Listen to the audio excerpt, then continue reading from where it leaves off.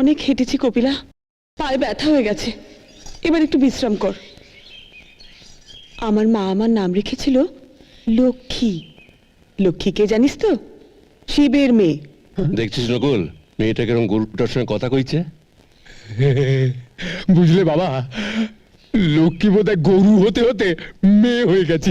ঠিক তোর মতো, ঠিক তোর মতো। তুইও তো ষাঁড় হতে হতে দামোদর চৌধুরীর ছেলে হয়ে গেলি। তোর কপালে গরুই জুটবে। তো জুটছে কোথায়? তুমি তো খালি জুটিয়ে দেবো বলে আমাকে ভোলাচ্ছ। চল চল, ভোগের আরতির সময় হয়ে গেছে, চল। জানিস কপিলা, দামোদর চৌধুরী ভাবে আমি খুব বোকা। বুড়োটা আমার মনের কথা জানি না।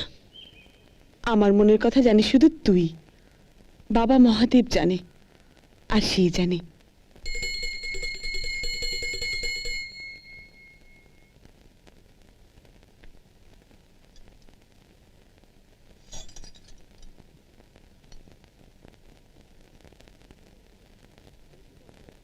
একই কর্তা বাবু, কাঞ্চনকে তো দেখছি না। সে আপনার একমাত্র ছেলে, প্রায় দেখি প্রসাদী ফুল নেওয়ার সময় উপস্থিত থাকে না। হ্যাঁ, তাই তো কাঞ্চন কোথায় গেল? তাকে তো দেখতে পাচ্ছি না। দামোদর, দেখো না একবার। আগে দেখছি কত মশাই। নকুল, হ্যাঁ কর্তা বাবু, কাঞ্চনের তো ঠাকুর দেবতার প্রতি একদমই ভক্তি শ্রদ্ধা দেখছি না। ঠাকুর মশাই রায়বাড়ির ছেলে, ভক্তি ও রক্তে মিশে আছে। প্রসাদী ফুল ও রোজ কাকিমার কাছ থেকে নিয়ে যায়, তাই না সুবর্ণ? হ্যাঁ, আমি মা, কিন্তু আমার হাত থেকে নেয় না, নয় ওর কাকিমার কাছ থেকে। আসুক আজ বাড়িতে। দিনে দুবার ঠাকুরের আরতি হয়, তখন ঠাকুর ঘরে হাজির থাকতে কি হয়? না, আজ আমার মনের মানুষটি এলো না। আর কতক্ষণ যে অপেক্ষা করতে হবে কে জানে। লক্ষ্মী,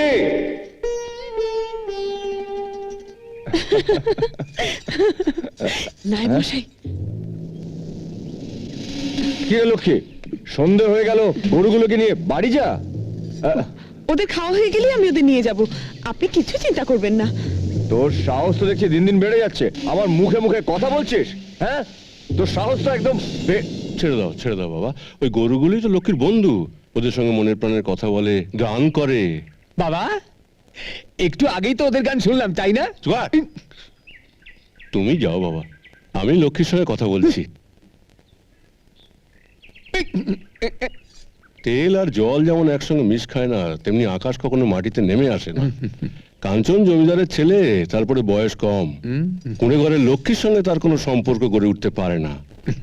তবে তোমার নতুন যৌবন, তাই। আপনি আমার বাবার মতন, আপনাকে আমি সম্মান করি। কোনো নোংরা কথা বলে নিজেকে অসম্মান করবেন না। আপনি আসুন। কথায় বলে কারো ভালো করতে নেই, যেচে উপকার করতে নেই। চল নকল। না, তুমি যাও। মানে আমি একটু লক্ষ্মীর কাছে থাকি না, ওর সঙ্গে একটু গপ্প করি।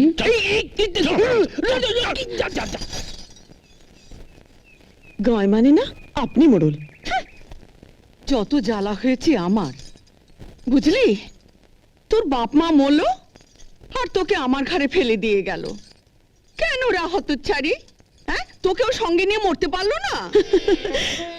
ও পিসি, আমি মরলে তোমার নীলুর কি হতো গো? কি আবার হতো? বেশ থাকতো। দিদি ছাড়া নীলুর এক দণ্ডও চলে না, সে কথা তুমি জানো না? জেনে আমার কি হবে? বলি, বিয়ে হয়ে গেলে নীলু কি তোর সঙ্গে শ্বশুর বাড়ি যাবে? তুমি যদি যেতে দিতে রাজি থাকো তাহলে আমি নিয়ে যাব। ইস, নিয়ে যাব? বলি, কোন জমিদারের ঘরণী হয়ে থাকবি রে তুই? সে তুমি নিজেই দেখতে পাবে। মেলা বকবক করিস না তো, ঘুমোতে দে। সেই ভালো, আমি বরং ঘুমিয়েই পড়ি। হ্যাঁ, দয়া করে শুয়ে পড়ো, আমাকে আর জ্বালিও না।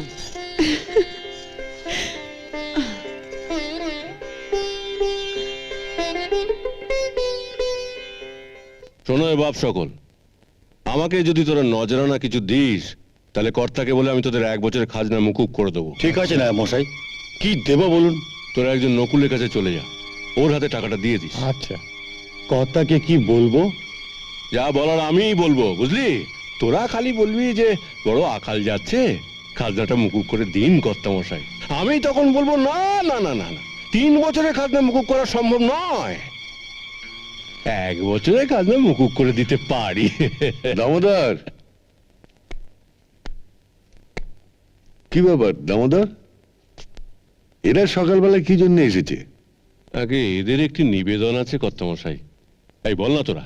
হুজুর বড় আকাল গেল 3টে বছর। হ্যাঁ সে তো জানি। 3 বছরের খাজনা দিতে পারেনি কর্তা, ওটা মুকুব করে দিন। এই বছর থেকে দিতে পারবি তো? আগে তা পারবো। 3 বছর? 3 বছরের খাজনা মুকুব করে দিলে জমিদারিটা কি করে চলবে হুজুর? দামোদর, ওরা পারছে না। 1 বছর, 1 বছরের খাজনা মুকুব করে দিন। এই তাহলে ওই কথা রইলো, 1 বছরের খাজনা মুকুব, বাকি 2 বছরের খাজনা খাজানচিখানায় জমা করে দিবি। যা যা যা যা যা যা যা যা যা আসি কর্তা। যা, যা, যা। কাজটা ঠিক করলে না দামোদর, ওরা খেতে পাচ্ছে না, খাজনা দেবে কোত্থেকে? ওদের আপনি চেনেন না হুজুর, দেখলেন না 1 বছরের খাজনা মুকুব করার কথা শুনেই কিরকম সুটু সুটু সুটু করে চলে গেল।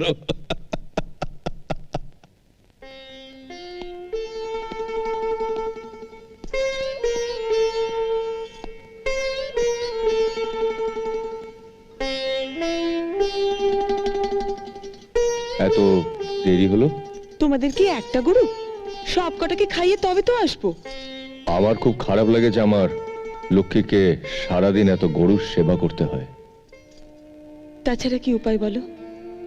আমরা তো আর তোমাদের মতন বড় লোক নই। আমার বাড়িতে বুড়ি পিসিমা আছে, ছোট নীলু আছে। আমি রোজগার করি বলেই তো ওরা দুমুঠো খেতে পায়। ভাবনায় পড়লে তো। হ্যাঁ?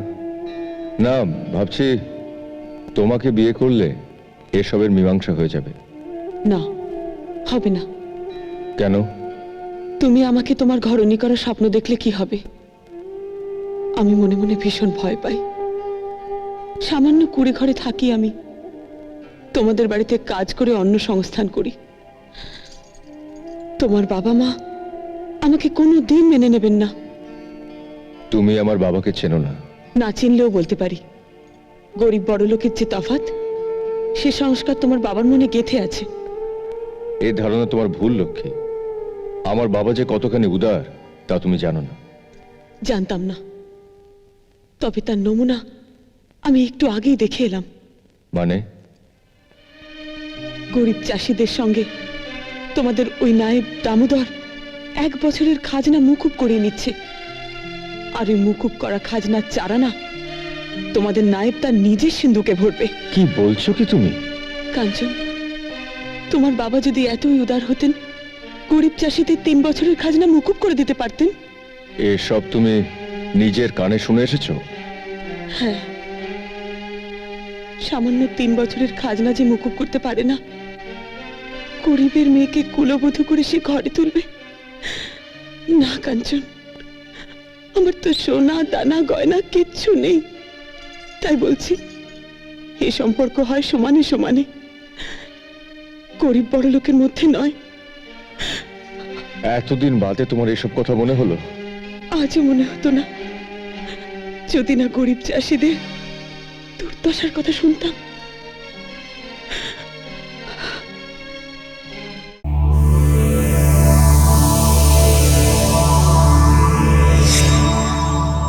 এরকম আরো অনেক সিনেমা দেখতে হলে ডাউনলোড করুন ক্লিক অ্যাপ।